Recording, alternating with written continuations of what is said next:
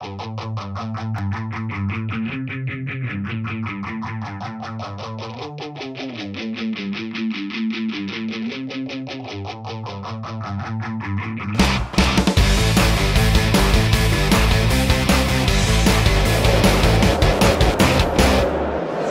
Sibeli, bonjour.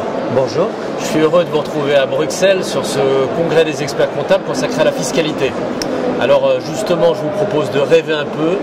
Vous venez d'être nommé ministre de l'économie et des finances. Quelle est votre première réforme fiscale? Alors rêvons un peu, mais tout de même, il faut bien comprendre et se souvenir que l'un de mes confrères l'a déjà été. Donc dans cette nouvelle fonction, je dirais qu'il y a quelque chose qui me tiendrait à cœur, c'est une réforme au niveau de la création d'entreprises. Alors pourquoi une telle réforme? Pourquoi une telle réforme? Parce qu'aujourd'hui en France, il n'est ni difficile, ni cher, ni onéreux de créer une entreprise. Et pourtant, on a l'habitude d'infantiliser l'ensemble des créateurs. C'est pour ça qu'on a créé le régime micro, le régime auto-entrepreneur, alors que manifestement, je pense que si on fait comprendre aux entrepreneurs que faire une entreprise, il faut y mettre autant d'ardeur ou autant de compétences que si on veut conduire une automobile, que c'est de l'acquis, ce n'est pas de l'inné. Il est absolument, à ce moment-là, on arrivera, je dirais, à développer notre système entrepreneurial. Alors, cette réforme en faveur de la création d'entreprises, en quoi elle consiste exactement? Elle consisterait à faire valoir que la création d'entreprise ne crée pas une contrainte pour l'entrepreneur. Et partant de là, il est nécessaire que les bénéfices de la nouvelle entreprise soient exonérés d'impôts pendant un certain temps. Je dirais, alors, ce genre de dispositif existe déjà dans des zones spécifiques que vous connaissez très bien. Mais celle-ci serait pour l'ensemble des créateurs, où il y aurait une exonération d'impôts de 100% pendant 2 ans, 75% une troisième année, 50 et 25.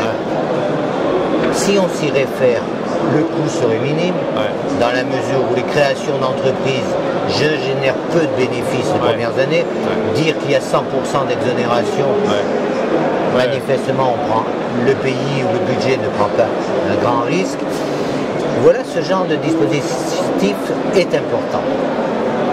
Et déjà le déconnecter totalement du territoire. Une autre démarche qui pourrait être extrêmement importante, c'est en termes d'investissement. Aujourd'hui, l'entrepreneur ou les nouveaux entrepreneurs ne comprennent pas la distorsion dans un investissement entre la sortie du flux de trésorerie et le fait que l'amortissement intervient sur 4 ou 5 ans. Et notamment, par exemple, si quelqu'un fait son investissement en fin d'exercice, que vous lui expliquez qu'il va déduire 2/12e d'un 5e de l'investissement, je dirais que c'est presque totalement inaudible. Donc autrement dit, je pense qu'il faut, pour ces nouveaux entrepreneurs, dans les 3 premières années de leur création, faire en sorte qu'un investissement soit totalement déductible l'année où ils font l'investissement. Si on regarde bien... J'investis 100 en décembre, je déduis 100 au titre de l'exercice. Tout à fait. Alors qu'aujourd'hui, c'est un prorata. Si on regarde bien, le budget de l'État, au titre d'un exercice, est perdant. Au titre de 4 ou 5 exercices, c'est neutre. Par contre, l'impact psychologique et l'impact en termes de trésorerie est totalement significatif. Et c'en est fini du volet fiscal? En effet. Ceci étant, ce volet fiscal doit être accompagné d'un volet social. Il y a quelque chose en France qui rebute les entrepreneurs, c'est le régime social des indépendants, pour 2 raisons. D'une part, il y a un plancher minimum, et d'autre part, il y a une régularisation au bout de la 2e année. Cette régularisation n'est jamais prise en compte par les entrepreneurs, ils sont toujours surpris.